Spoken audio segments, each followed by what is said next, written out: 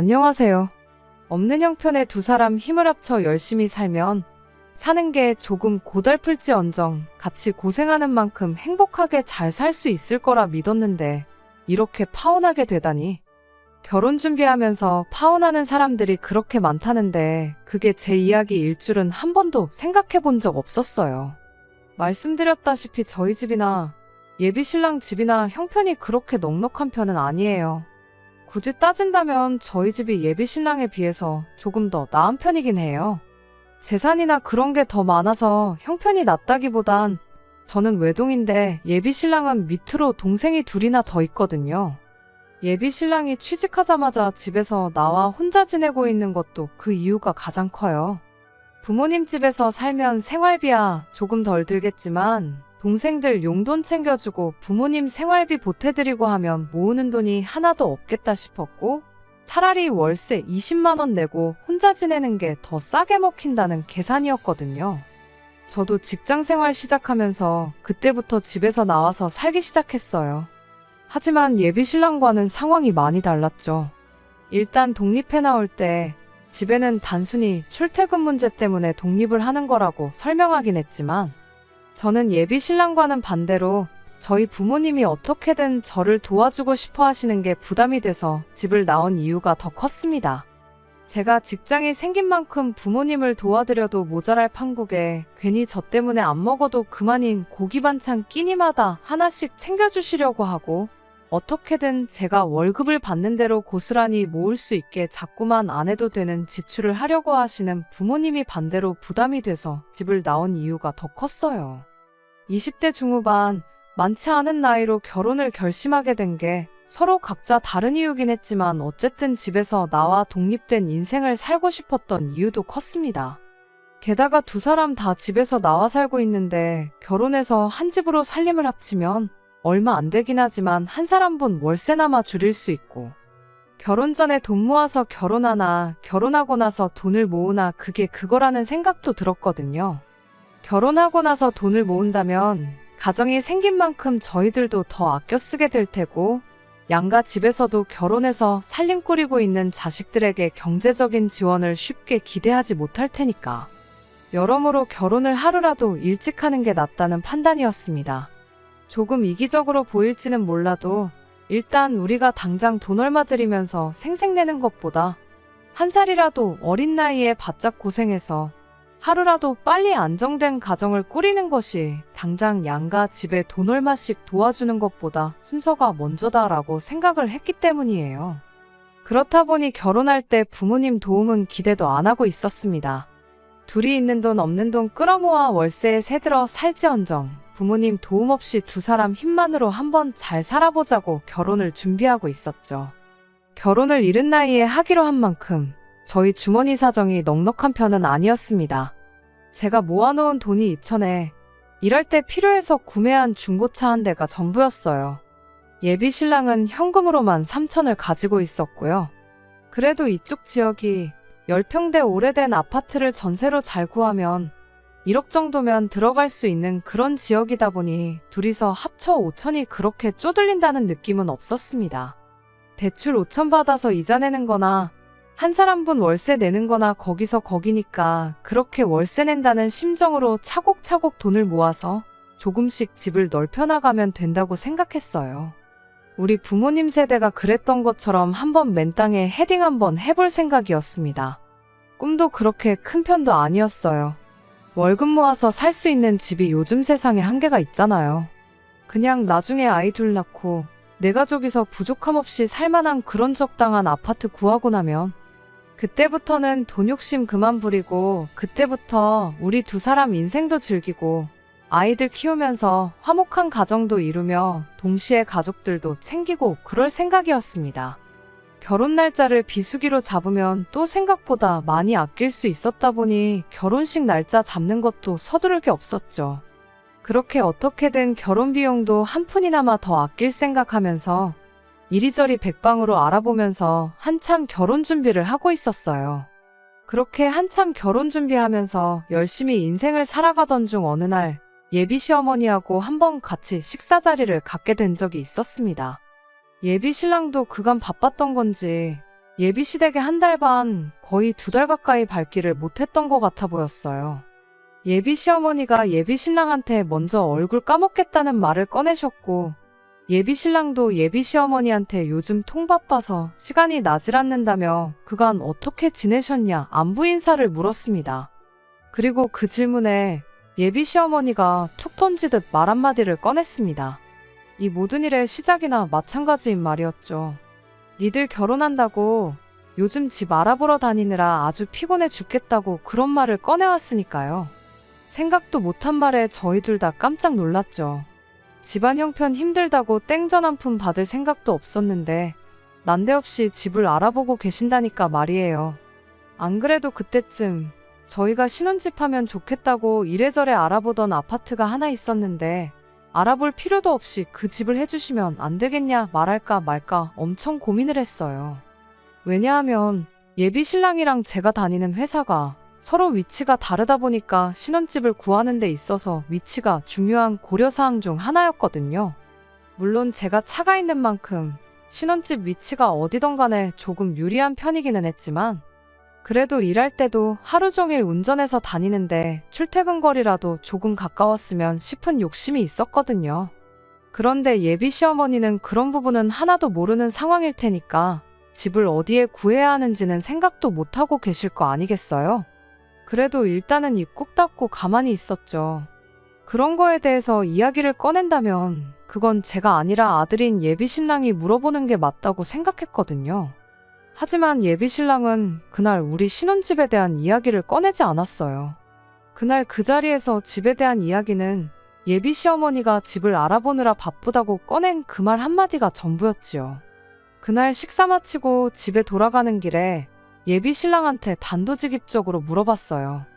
이왕 집을 해주신다는 거 우리가 알아보고 있는 그쪽 동네로 알아봐 주시면 안 되냐고 말씀드리는 게 어떻겠냐고요. 그런데 예비 신랑이 그건 좀 그렇다며 한 발 빼더군요. 예비 시어머니 예산이 얼마인지도 모르는데 너무 우리 요구사항을 먼저 말하는 게 좋아 보이지는 않는다면서요. 먼저 어머니가 집을 알아봐 오시면 그때 우리한테 해주려는 예산이 얼마나 되는지 그런 게 대충 감이 오지 않겠냐고. 우리 모아놓은 돈도 있고 대출도 받을 계획인데 그런 거 다 감안해서 예비 시어머니가 우리한테 해주려는 돈이 대략 얼마인지 감을 잡고 그때 가서 말을 꺼내도 늦지 않다는 거예요. 그때는 남자친구 말이 충분히 합리적이라고 생각해서 그렇게 하기로 했습니다. 뭐 저라고 당장 2천만 원 가진 게 전부인데 거기다 대고 감이 좋다 배가 좋다 하는 것보다 나중에 결혼했을 때 시어머니와의 관계나 그런 것까지 생각해보면 일단 당장 내 의견을 고집하지 않는 게 좋다는 생각이었거든요. 그리고 저는 그 길로 부모님 댁에 들러서 이 이야기를 전했어요. 저희 부모님께서는 집까지 해준다는데 딸자식 시집 보내는 입장에 아무것도 안 해서 보낼 수는 없지 않냐며 그 주에 노후자금으로 준비하고 계시던 적금에 보험도 몇 개 해지해서 현금 4천만 원을 만들어주셨습니다. 예비시댁에서 신혼집을 얼마짜리를 해줄지는 모르겠지만 그래도 부모님 돈 4천에 내 돈 2천, 차 한 대 이렇게 가져가면 그래도 26 나이치고 충분히 손 부끄럽지 않게 가져가는 거라 생각했어요. 그런데 또 이렇게 부모님 지원을 받고 나니까 여유가 생긴 만큼 욕심도 생기더라고요. 부모님이 돈을 해주신 만큼 제 돈에 남자친구 돈까지 합치면 거의 1억에 가까운 거금이 되었잖아요. 예비 시어머니가 집을 해준다고 한다 치면 암만 그래도 30평대 아파트를 턱하니 해줄 형편이 안 되는 거 뻔히 아는데 해주셔봐야 저랑 예비 신랑이 알아봤던 그 10평대 아파트 정도 해주시는 게 최대일 테고 그 10평 남짓한 집에 신혼살림으로 1억을 채우는 게 사실상 말도 안 되는 일이잖아요. 예비 신랑 돈은 따로라고 쳐도 앞으로 결혼식 하면 축의금 들어올 것도 있고 결혼 비용으로 나가는 돈도 이래저래 본전은 치게 될 텐데 그렇다고 당장에 1억이나 되는 큰 돈을 그냥 통장에 묶어두고 놀릴 수도 없는 노릇이기도 했고요. 그래서 그냥 예비 시어머니가 집을 알아봐 줄 때까지 기다리는 게 아니라 아싸리 예비 시댁에서 집으로 해주려던 돈에 우리 돈까지 전부 합쳐가지고 이참에 그냥 대출도 하나 받지 않고 적당한 아파트 하나를 매매하면 좋겠다 싶었습니다. 그렇게 하면 예비 신랑과 저희 인생 계획에 있어서 몇 년은 절약하고 들어가는 거나 마찬가지였거든요. 전세로 시작해서 최대한 돈을 모아가지고 더 좋은 집으로 이사 나가는 그 계획에서 시작 단계부터 몇 단계 뛰어넘을 수 있는 건데 이보다 더 좋은 방법이 또 있겠나 싶었죠. 그렇게 예비 신랑에게 우리 집에서도 4천을 지원해주기로 했다는 그 기쁜 소식을 전하며 제 생각도 동시에 이야기했어요. 예비 신랑도 듣고 보니 제 말이 일리가 있는 소리라며 어머니가 집을 구해줄 때까지 기다리는 것보다 네 돈 내 돈 할 것 없이 전부 모아 합쳐가지고 집을 매매하는 쪽으로 이야기를 해보겠다고 기대에 차서 이야기를 해왔어요. 그런데 한국말은 끝까지 들어봐야 안다는 말이 그 말이 뭔지 딱 알겠더라고요. 예비 시어머니가 꺼냈던 니들 결혼한다고 집을 알아보고 있다던 그 말이 전후 사정 생각 안 하고 맨 처음에 나온 니들 결혼이라는 그 말 한마디 때문에 저희가 착각을 했던 겁니다. 저희 결혼 때문에 집을 구하는 건 맞았지만 저희 살 집을 구해준다는 게 아니고 당신들 이사 나갈 집을 알아보고 있었던 거예요. 예비 신랑 밑으로 동생들이 지내기 좀 더 편한 곳으로 말이죠. 저희 결혼하는 건 결혼하는 거고 이사는 이사대로 따로였던 겁니다. 사실 그걸 가지고 누구 탓을 할 수는 없었어요. 우리가 김치국을 마셔도 한참 잘못 마신 거였으니까요. 하지만 저희 부모님은 그것 때문에 들고 있던 보험도 잘 모으고 있던 적금까지 깼는데 그거 생각하면 정말 저희 부모님 볼 면목이 없더군요. 집에 가서 부모님께 어떻게 말을 꺼내야 하는지도 정말 고민이었어요. 거의 2주 가까이 그 충격에 결혼 준비도 뒷전으로 미루고 걸려오는 부모님 전화도 피하고 혼자서 쓸데없는 고민하는데 시간을 허비했습니다.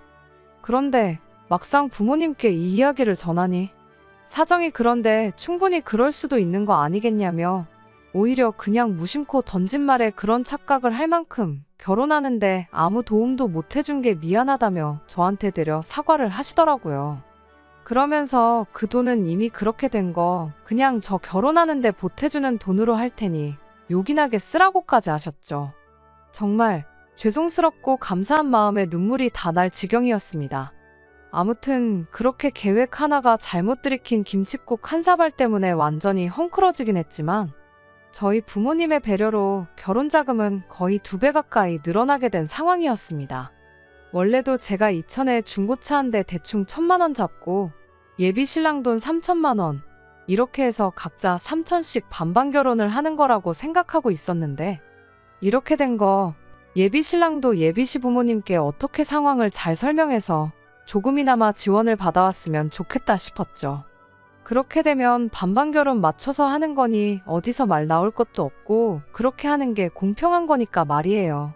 그렇게 되면 둘이 각각 7천씩 1억 4천 정도를 해오는 게 되는 거니까 애초에 계획했던 것처럼 대출금 껴서 신혼집을 전세가 아니라 매매로 들어가면 좋겠다는 생각이었습니다. 그것만 해도 당초 저희 계획에서 한 계단 뛰어넘어 시작하는 거나 마찬가지였으니 말이죠. 당장 신혼살림이야 혼자 살면서 쓰던 거 가져와서 쓰다가 여유 생길 때마다 하나씩 바꿔나가면 그만인 거고 결혼 비용은 축의금 들어오는 걸로 본전은 뽑을 수 있다고들 하니 그렇게 하는 것만큼 또 좋은 방법이 없겠다 싶었거든요. 그런데 제가 결혼이라는 걸 너무 쉽게 생각했었나 봅니다. 정말 100번 양보해서 예비 신랑이 집에서 그 어떤 지원을 못 받아온다고 해도 저는 아무 상관없었어요. 집에서 지원금 받아와서 반반 결혼하자고 한 것도 순전히 저 혼자만의 생각이었으니까요. 애초에 집에서 아무 지원을 받지 않고 결혼하기로 한 건데 이제 와서 집에 가서 4천만 원 받아오라고 한다면 예비 신랑 입장에서는 충분히 난감할 수도 있다는 생각이었습니다. 그러니 사실 아무 지원을 못 받아온다고 해도 그걸 가지고 예비 신랑을 원망하거나 탓할 생각이 전혀 없었어요. 그냥 4천만 원 더 대출받아서 이자 조금 더 내면 되는 일이라는 생각까지 가지고 있었죠. 그런데 혹시나 싶어서 꺼낸 지원금 이야기에 오히려 예비 신랑은 제가 생각했던 것과 정반대의 반응을 보여왔습니다. 갑자기 어디서 장남 효자병에 제대로 걸려버려가지고 온 거예요. 4천만 원 이야기를 꺼내니 되려 예비 신랑이 안 그래도 저한테 기니 할 이야기가 있었다며 입을 열었습니다. 집에서 지원을 받아오는 게 아니라 자기가 결혼 자금으로 모아놓은 3천만 원을 자기 가족들한테 주고 싶다는 거예요. 그게 무슨 소리냐 했더니 자기가 너무 돈 생각만 해서 여지껏 가족들을 너무 모른 척 했던 것 같다는 겁니다. 이제 와서 부모님이 왜 이사를 가시는 건가 생각해봤다는 거예요. 자기가 집을 나가 산지도 어언 3년 차가 되어가는데 동생들 편하게 해주려고 이사를 가는 거면 갔어도 진작에 갔으면 됐었다는 거죠. 그래서 그 이유를 예비 시어머니한테 여쭈어봤는데 어머님 대답이 이랬답니다. 혹시나 예비 신랑이 혼자서 사는 게 너무 고달프고 힘들면 집에 돌아오고 싶어 하지 않을까봐 이사를 못했다는 거예요. 예비 시댁이 예비 신랑이 다니는 회사랑 거리가 그나마 가까운 편이거든요. 말인즉슨 동생들 공부 때문에 이사를 하게 된다면 동시에 예비 신랑네 회사랑 거리가 크게 멀어진다는 거죠.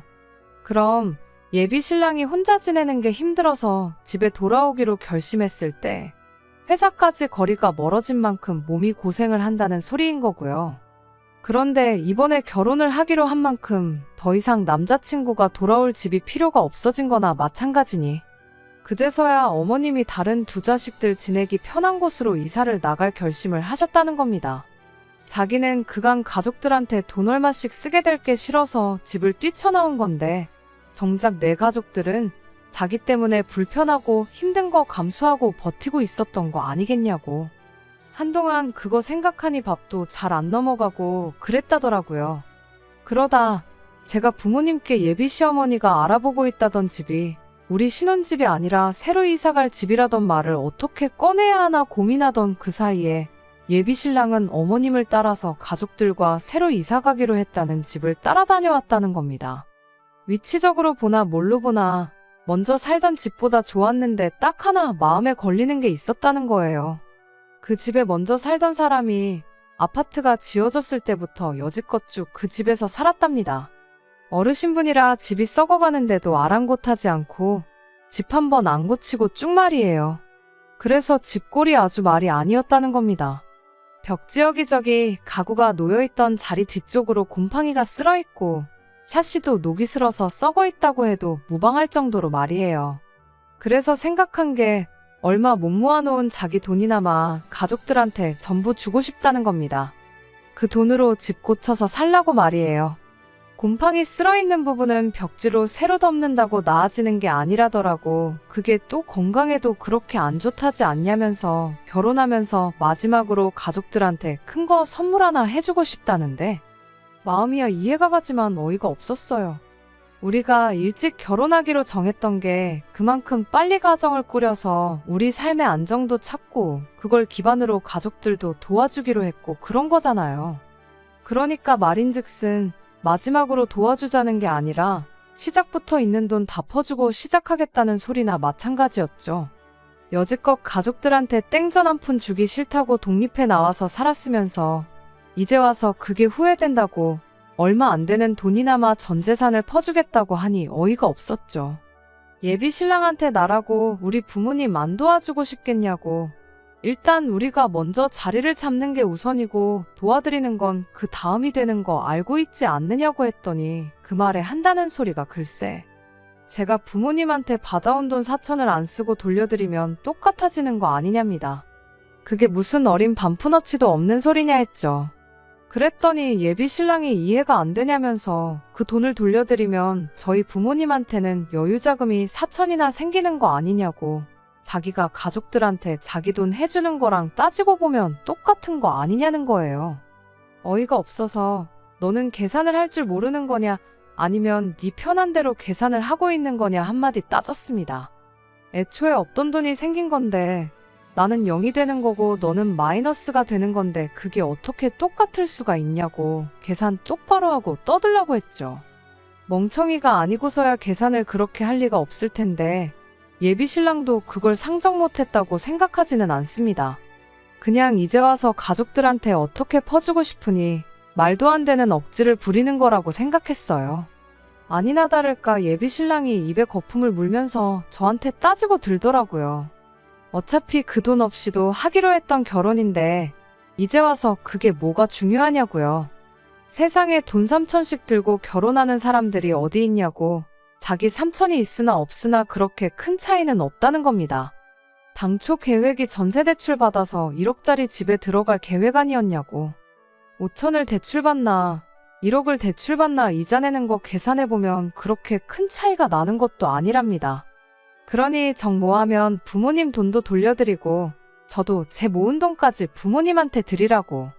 그리고 아예 돈 빵원으로 한번 시작해보자면서 끝까지 자기 돈은 가족들을 위해 써야만 하겠다네요. 이날이 때껏 가족들한테 땡전 한 푼 해주는 게 아깝다고. 혼자 지내는 월세에 생활비까지 부담해가며 혼자 쓰고 싶은 대로 펑펑 쓸 때는 언제고 이제 와서 갑자기 장남 효자병이 걸려서 가족들한테 퍼주지 못해 안달이냐고. 그렇게 가족들 생각에 눈물이 앞을 가리면 그냥 맨몸으로 결혼하는 게 아니고 지금부터라도 가족들 뒷바라지 하면서 살라고 결혼도 없었던 일로 하자고 한마디 해줬습니다. 그런 제 말에 예비 신랑은 눈 하나 깜짝 안 하고 그러자고 되려 큰 소리를 치더군요.